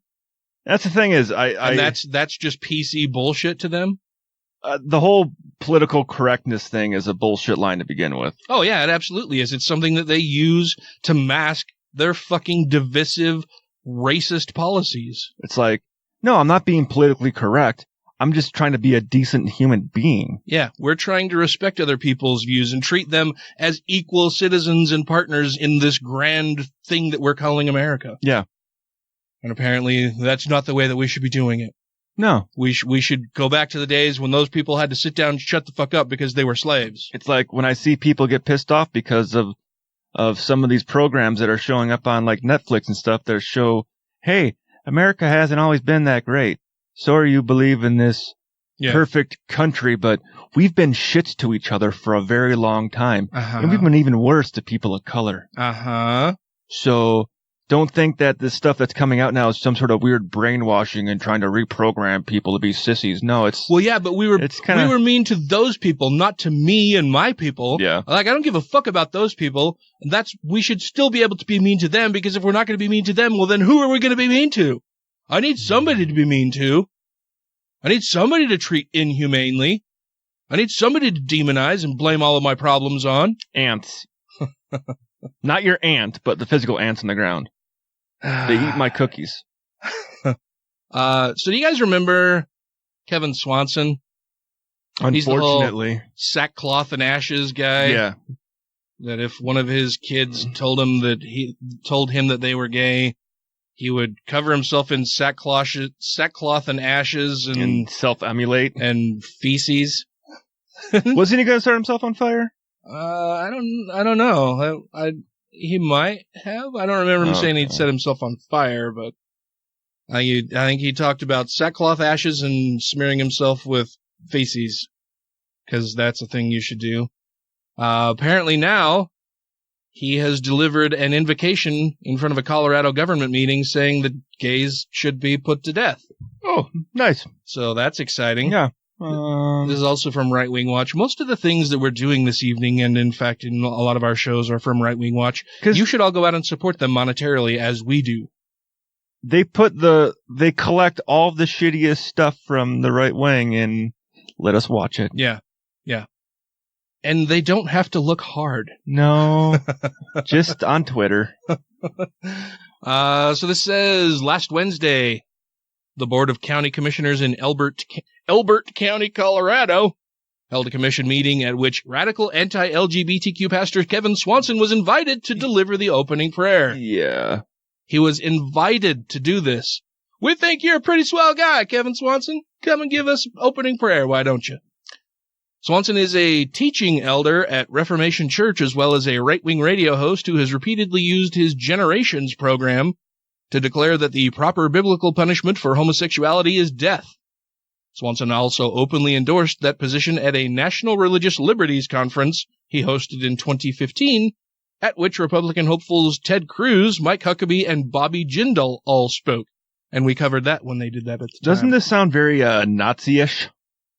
Very Nazi-ish? Yeah, let's kill them. And what's that? Oh, we should just put them all to death? Yeah. Round them all up, get them in a place, in an encampment, a location. Yeah. We can just concentrate them into this specific area or camp. We'll just concentrate them in this camp, into this camp where we've concentrated people. I guess you could call it a concentration camp. Yeah. Where they're all there in a concentrated little packed cell of people, and then we can just murder them all. And if we can't get them into there, we'll just take a side of the town and close it off, and not put a whole lot of work into that area. Make it a little ghetto-ish, but right. Yeah. We'll just put them there. Yeah. I think this is a clip from that Religious Liberties conference where he delivered that stirring There are instances in which oration. Both the Old Testament and New Testament speak to the matter with unbelievable clarity. And friends, and this is the highest level, the very highest level of clarity, where the Word of God has spoken. Both Old Testament and New Testament ought not to be any debate whatsoever about it. No, and there you know can what be that debate. sin is? It's a sin of homosexuality. Romans 1, 1 Corinthians chapter 6, 1 Timothy, I think it's chapter 4. You think. And of course, Leviticus 18, Leviticus 20. The Word of God speaks there both, and in fact, in Romans chapter 1, Paul affirms that this particular sin is worthy of death in Romans chapter 1. Yeah, we should all, just use that one single book as our source for all moral guidance and learning of every kind. I mean, it's really the most important and only book that we should ever really focus on. I mean, I think the podium says it all. I can't see what the bottom half has, but the top half says freedom. Uh-huh. Then I can see a flame just burning freedom. Uh-huh. He just wants to burn our freedom to the ground. Wants to burn all that freedom away. So, Granted, there are varying levels of clarity / relevance relating to ethics, but still the Old Testament and New Testament, I believe both speak with authority, and we ought to receive it. No, what? Both speak with authority, and we ought to receive it. We ought to receive that authority from this ancient book of fairy tales and treat it as if it's the most important thing ever. I give that book no authority or respect. Story continues and says that during that same conference, Swanson vowed that if one of his own children was gay and attempted to get married, he would smear himself in cow manure and wail lamentations outside the venue. Sackcloth and ashes. I was thinking, there are parents, and this is not a funny thing, there are families and we're talking Christian families, pastors' families, elders' families, in good godly churches. Their sons are rebelling, hanging out with homosexuals and getting married, and the parents are invited. What would you do if that was the case? Here's what I would do. Sackcloth and ashes at the entrance to the church, and I'd sit in cow manure, and I'd spread it all over my body. That's what God, I hope one of his kids is gay. Me too. I want to see that. And I'm not kidding. I'm not laughing. I'm grieving. I'm mourning. We'll laugh I'm pointing out the problem. There's no problem. It's not a gay time. These are the people with the sores, the gaping sores. We did cover this. The sores that are pussy and gross, and people are coming in and carving happy faces on the sores. They're carving happy faces on the sores. It's not a gay time. It's terrible. That's not a nice thing to do. Don't you dare carve happy faces on open pussy sores. Don't you ever do that. Don't you ever. Who's doing that? I tell you, don't do it. Sackcloth and ashes. This is what America needs. Who's I want to know this guy that's just randomly going on the street going, ooh, pussy sore. I need to carve a happy face in that. Oh, let's turn that front upside down, Mr. Pussy Sore. Well, a frown is just a smile you're looking at the wrong way. The story continues and says, recently Swanson warned that God will cut down pop star Taylor Swift for releasing a pro-LGBTQ song and declared that the wildfires that ravaged California last year were God's punishment on the state for its years of attempting to legitimize the sin of homosexuality. And he's probably not mad at the fact that the song was LGBT affirming. It's probably more the way it portrayed people from the right. Oh, I'll bet it's both. Because it portrayed the people on the right as they are in the nature. Yeah. With their ridiculous fucking signs and stupid sayings about it's not Adam and Steve, it was Adam and Eve. Such comments are par for the course for Swanson, whose outrageous views have chronicled, or the right-wing watch has chronicled for years, including the Girl Scout cookies promote lesbianism. Women who use birth control have, quote, little tiny fetuses, these little babies embedded into the womb, meaning that the wombs of women who have been on the birth control pill effectively have become graveyards for lots and lots of little babies. Better shove some crosses in there. It sounds like somebody needs to douche. Gonorrhea is God's punishment for single women having sex. Frozen is a demonic movie meant to indoctrinate my 5-year-old to be a lesbian. Beyonce is possessed by demons. I've heard many people say that. Sodomite schools are pushing child abuse and homosexual forms of laboratories. Are sodomite schools, those are public schools, I'm guessing. Or laboratories, I guess. What? Are those public schools? Oh, I'm sure they are. Flooding and fires in Colorado were the result of, quote, decadent homosexual activity, end quote. And women wearing pants. So, you hear that, ladies? You need to stop wearing pants so the flooding and fires in Colorado will stop. You just need to wear capris so when the floodwaters do come up, your pants don't get wet. It points to the ridiculousness of their stupid beliefs in this invisible magic sky wizard, right? Like, that is so upset by the things that these people don't like that he's going to do something about it. And, you know, where he could do something that would absolutely directly point to the existence of him or her or it or whatever, that rather than doing that, he'll do something that then people can interpret as being, oh, well, God was really upset you wore pants, and so he set this hill on fire. How the fuck do you make that connection? Well, if you look at the hill here, sir, it burned in the formation of a pair of pants. It clearly has, if you look toward the upper part of the hill, some rather pronounced breasts. Yes. And as we work our way down, you can see that the fire line stopped right at the belt line. Yep. And then it's just a burned pants figure in the side of the hill, clearly indicating that God hates pants. Yes. And if you notice, it's got a very nice belt buckle on it. Yes. A rodeo champion of some sort, I'm guessing. I might mine for gold there. It's signed from God. Fucking, I don't understand how they can just read what, like, something happens and they're like, oh, well, some invisible force is pissed off about something. What is it that I don't like that I can say that this invisible force that's more powerful than me, that chose to do this? Like, if your God communicates with us that way, then he's a fucking idiot. Well, so this is on subject, but not on subject. We've been having more missionaries stop by lately. Oh, yeah? And I got that. By we, you mean you and Sarah? Yeah. Oh, okay. So I was in my office and I see on the doorbell thing, I'm like, I just yell out, fucking missionaries are here. And she goes up. So I keep listening to their conversation. And Sarah's kind of going soft on them. Uh-huh. And they keep talking about, well, we have prophets that have told us this and this and this. My thought is, I'm like, you do realize that you are saying that you have people that talk directly with the God. By definition, you are in a cult. Well, I don't think that's the definition of a cult. I mean, there's a lot of different things that go into it, but one of the big things with it, like definitions for cults, is someone who thinks they have a direct contact with a God. They have the hotline phone to Jesus. Jesus is one of the defining parts of how you define a cult. Yeah. Yeah, separating you from your family members, demonizing others, isolationism. Yeah. Yeah, there are a bunch of different things, all of which really the LDS Church fits into a little bit at least. They probably hit 9 out of 10 requirements. Yeah, I would say easily.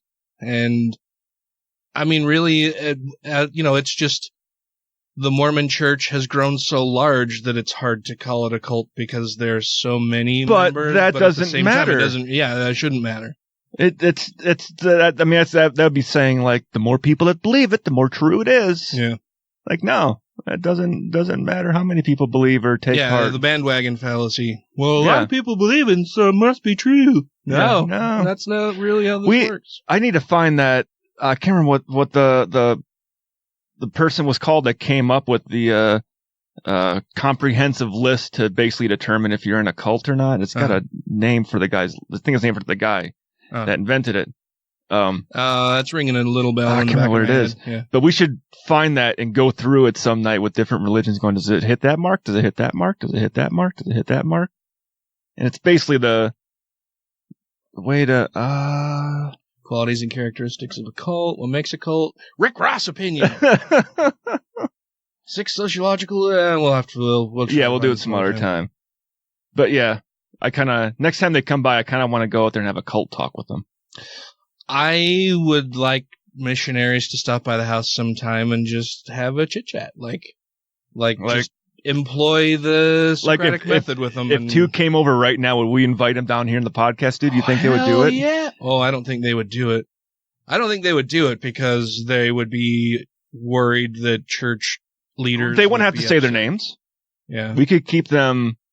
But then they wouldn't be living the true and righteous life, Ryan. They have to be honest about things. Well, we'll be honest and say, hey, we're not going to ask your name. Okay. You're not lying then. Brother A, Brother B. Brothers Ab. That would be fun. But it would be fun to just talk to some missionaries again. Maybe I should pull the sign off my door, but Tracy really likes it. I don't think they're going to knock. Yeah. Yeah, they have knocked on my door, but it wasn't to proselytize. They were looking for someone else and thought maybe I could help point them in the right direction. Okay. No, they were there to proselytize. They were just pulling out the last second when they saw the sign, then saw your they probably rang the atheist or doorbell. satanic shirt and like, they rang the doorbell fuck. and then saw the sign and went, oh no. Then they see you and they're like, oh. Do you know Bill? So we're looking for Brother Smith. He used to live around here. John Smith. No, Smith. It's Smith. You know a Smith around here? Maybe a John Doe. Is there a John Doe in the neighborhood? I think there might be. We're looking for that person to really help them, help put them on the straight and narrow, put them back on God's path. Yeah, they haven't been tithing the full 10%. We got their taxes and notice they're lying. They're only paying 10% on their take home, yeah, and not on the gross. And yeah, so that's gross. Nice, we both went there. We'll finish up the show with some Lance Wallnau stuff, or maybe some Sterling Van Wagenen stuff. I don't know. We have some stuff. Okay, that's coming up in just a minute. Hi, everybody. This is Mikey Weinstein. I'm the founder and president of the Military Religious Freedom Foundation, and you are listening to the Godless Rebelution. I don't like him. The priest. I know his alibi's good, but I don't like him. Man signs up to go without fucking for life. Either he don't know himself for a liar, or he's some type limited edition psycho, you know? I mean, everybody's fucking something. If you have questions, comments, concerns, compliments, corrections, criticisms, or concepts for content, contact the show via email at godlessrevolution@gmail.com, by text or voicemail at 330-81-REBEL, or Twitter the twatter at TGR Podcast. Thank you!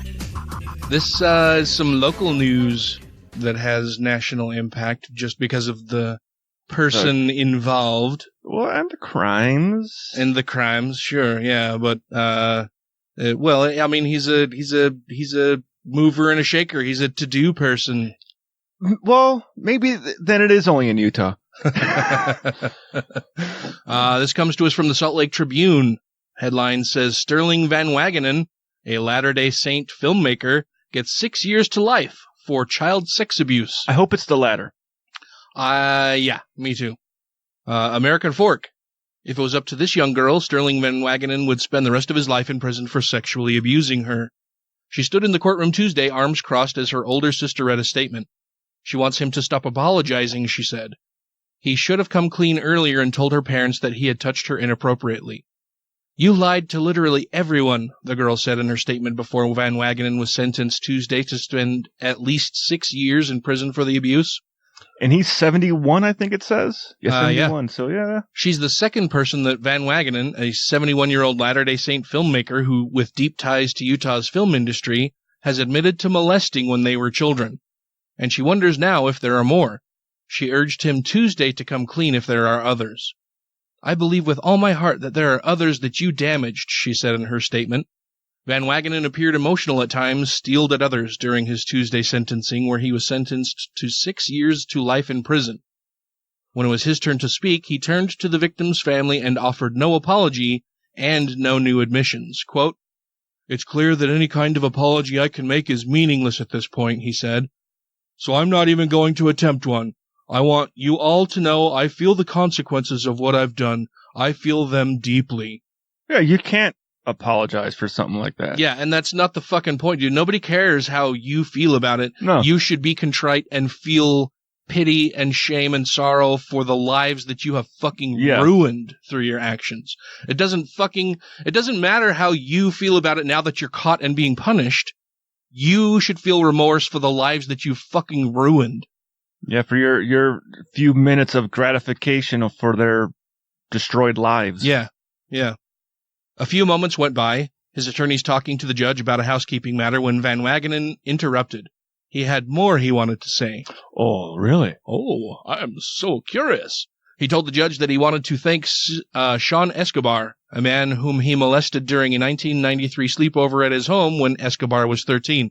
Now, just that sentence alone seems... Yeah, he wants to thank him for what? Yeah. Not coming forward? Yeah. The girl had come forward earlier this year, and charges were brought after Escobar gave permission to the Truth and Transparency Foundation, the nonprofit group behind the Mormon Leaks website, to publish a secretly recorded conversation in which Van Wagenen admitted to abusing him. Quote, "I am grateful to the blessing that Sean Escobar has been to me personally," Van Wagenen said, "for bringing this all to light." You could have brought it all to light yourself. Yeah, Or you absolutely. could have not fucking done it to begin with. Mm-hmm. Escobar was sitting in the courtroom Tuesday on the same aisle as Van Wagenen's other victim. After the hearing, he said he didn't know how to feel about his abuser's gratitude. Maybe it showed how chronic and divisive Van Wagenen had been around these issues for years. It was surreal sitting next to this young girl, Escobar said, who was the same age as he was when Van Wagenen abused him 25 years ago. 25 years ago, and So- he's just now getting punished for this. Well, I mean, that's the 25 years between the two victims that are sitting there. Right. That's just the one sitting there. Yeah. Van Wagenen admitted to abusing Escobar back in 1993 to police and his lay leaders within the Church of Jesus Christ of Latter-day Saints. You know, the Mormons.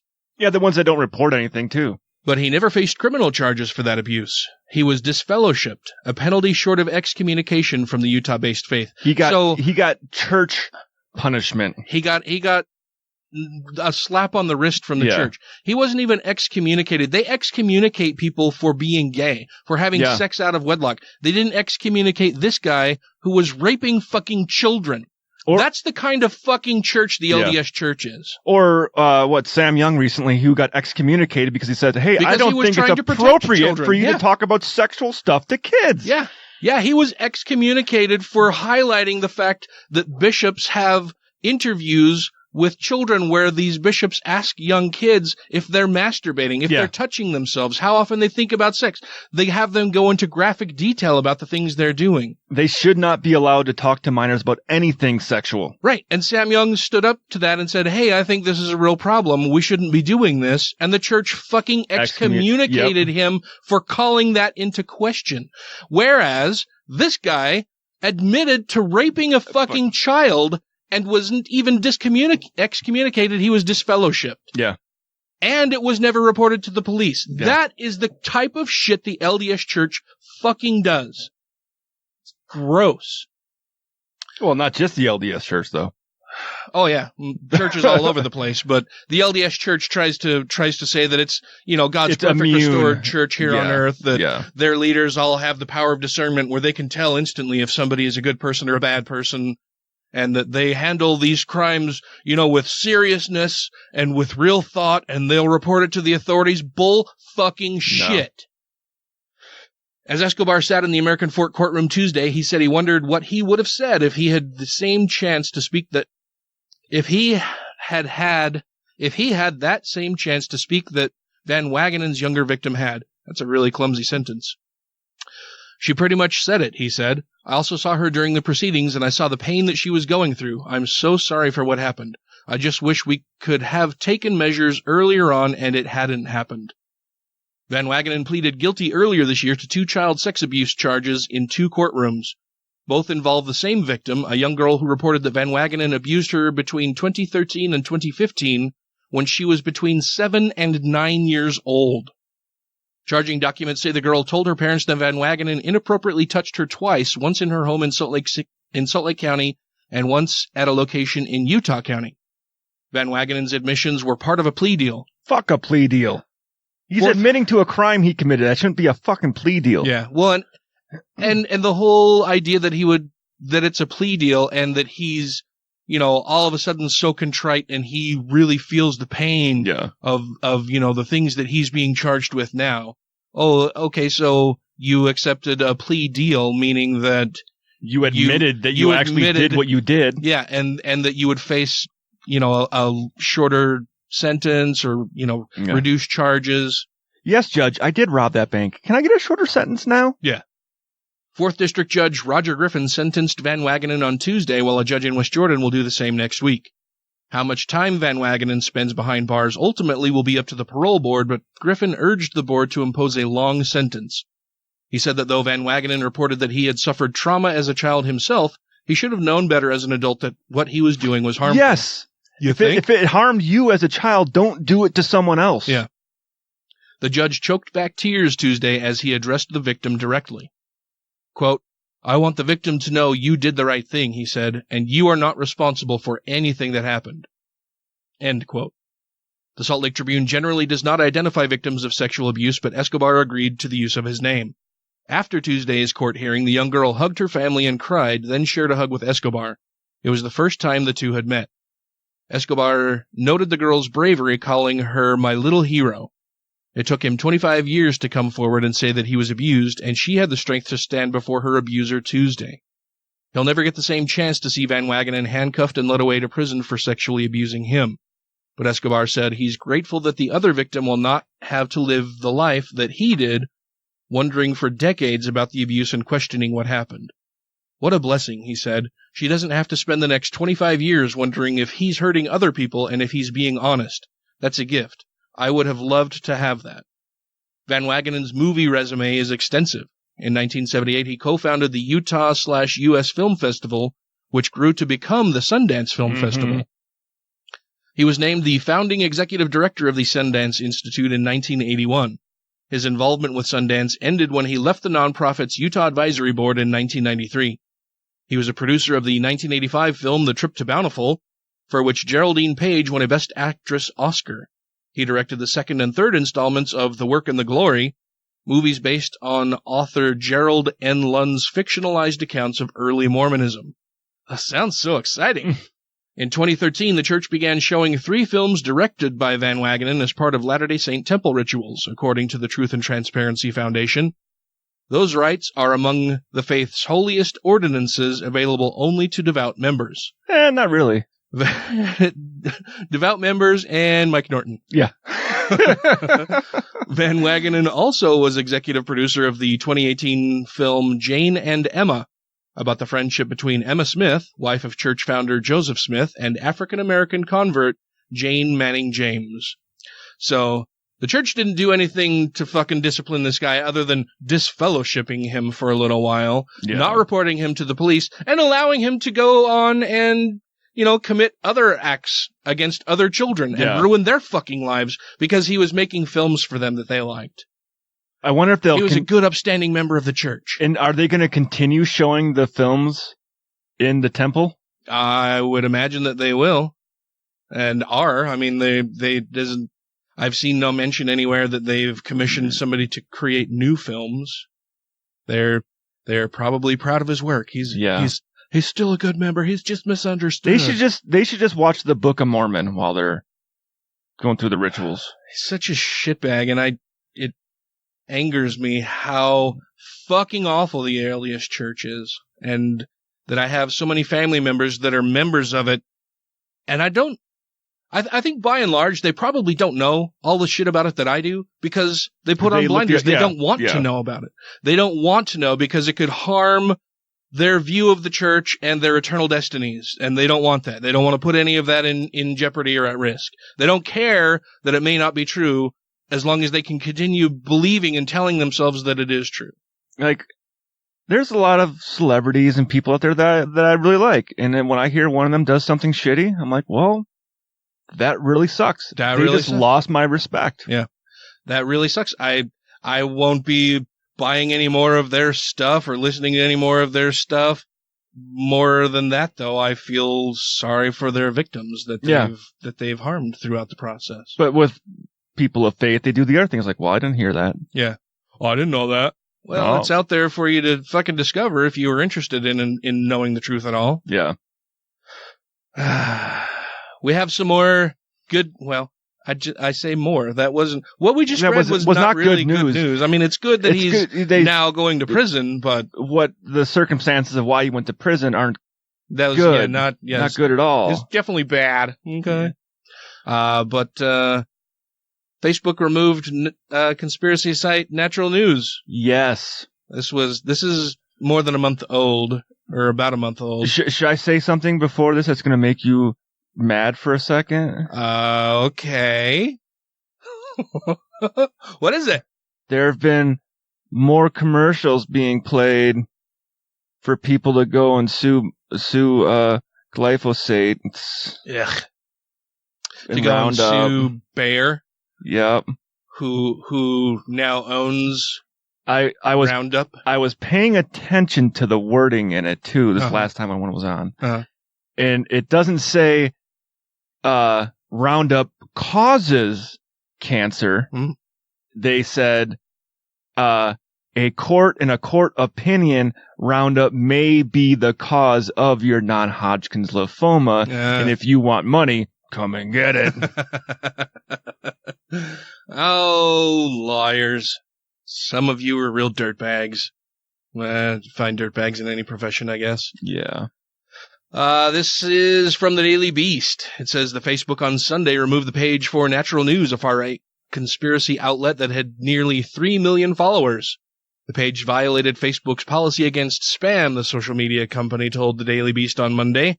Natural News' founder Mike Adams wrote on fellow right-wing conspiracy site InfoWars that his site was permanently banned from posting.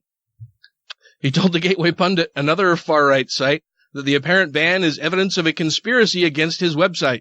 Really? It's weird that a conspiracy theorist would find that there's perhaps a conspiracy against his website.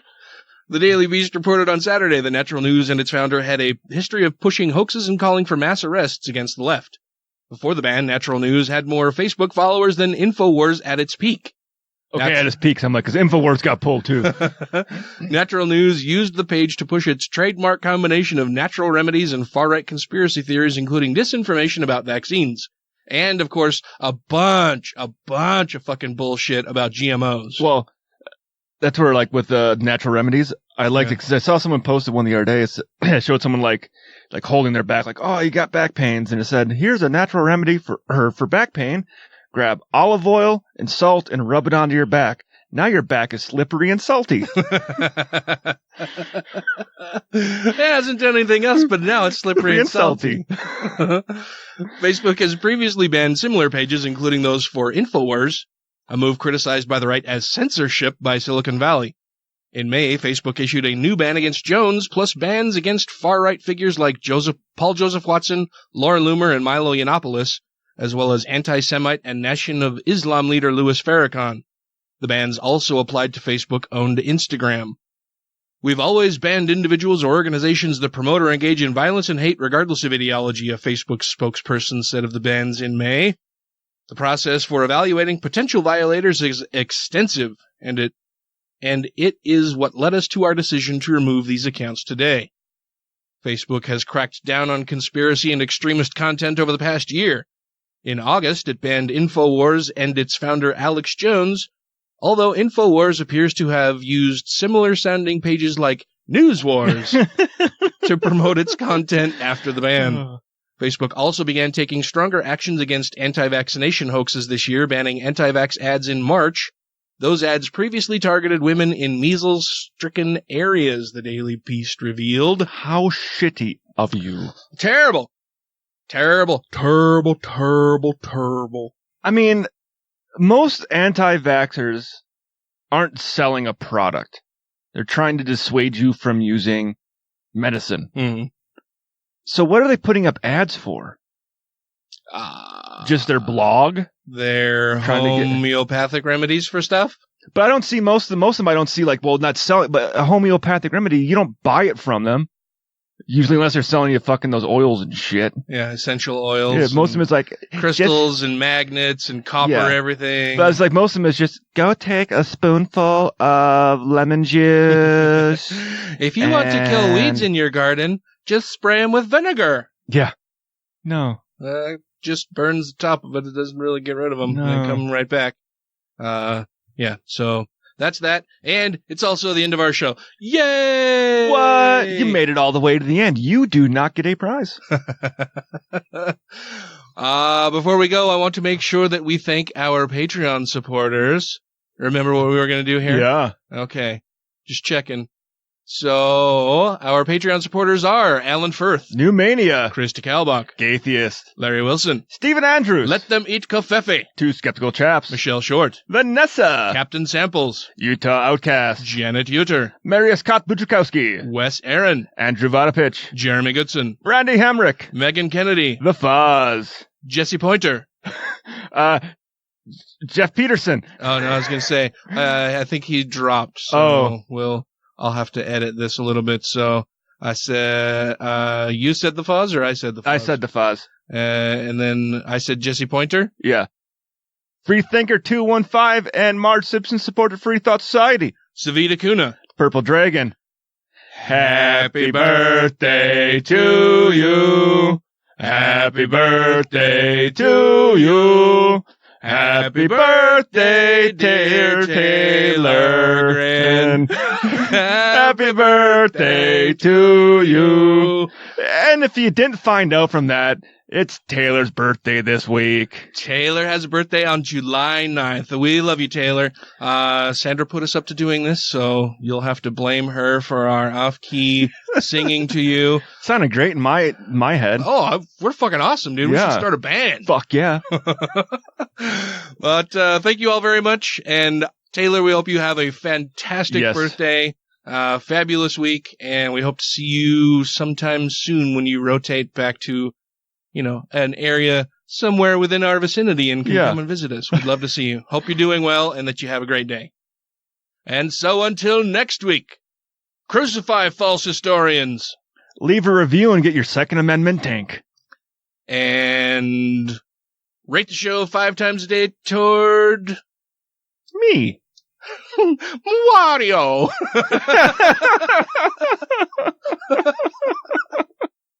It's a me, Wario.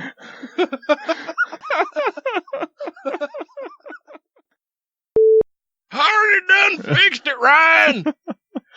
Is it fixed? I fixed it, Ryan. It's done fixed already. I don't need to fix it later because I wrote a note down and then I just fixed it in here before we even go to post, before even the show's done. I just fixed it right now.